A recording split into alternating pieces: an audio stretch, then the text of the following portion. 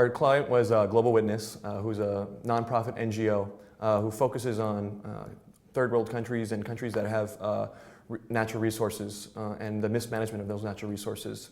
Our project was in Liberia with the management of their forest, and we were tasked with valuing those alternatives to industrial logging in the country. And we looked at a variety of reasons and came up with the values for those, not only to the government, but to the people and other stakeholders across the world. How valuable is industrial logging, and are there any alternatives that could be as valuable or more valuable uses of the forest? It was invaluable for us to go in country to do our research because many of the experts that we were meeting with are based there in Monrovia or throughout Liberia. So being able to talk to them face to face and also meet their colleagues, that was invaluable for us to be in the country. All that primary and secondary research from here, you hit a point where there's just only so much that you can get, and we needed so much data that we really couldn't have completed the project without going to Liberia. Liberian English is really different from American English, and there actually was quite a bit of a language barrier. So we would have access to people who could translate for us on the ground in the country, which was really great. And sometimes even just getting a hold of the right people was really, really hard. So being able to be in Liberia, in Monrovia, among this really tight-knit group of NGOs and global organizations, you were actually able to get in touch with all the important people you needed to get in touch with. In addition, we went into the bush.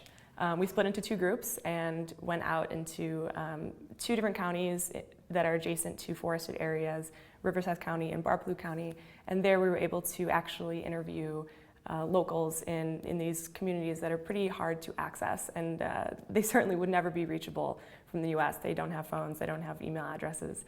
In the counties I spoke of in the bush, we met with about 200 individuals in focus group formats. We would interview a group of anywhere from 5 to 60 individuals who engaged in hunting or fishing or collecting forest products. And then in terms of government organizations and NGOs, I believe, met with over 45 different experts, expert individuals in country.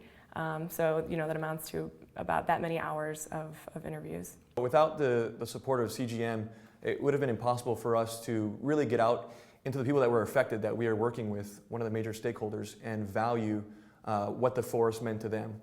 Liberia is someplace like nowhere else in the world. The recent history there, coming out of a recent civil war and the turmoil in the country, now there's an opportunity to really right the ship, and to be a part of that, I think, is something really special. The fact that with 5 business school students from Los Angeles could take what they've learned, not only up until this point in our lives, but also at business school, and go help a villager in Barpolu who doesn't necessarily have the same background or the experience that we have, and try to make his life better by hopefully helping produce alternatives to their forests and better use for it.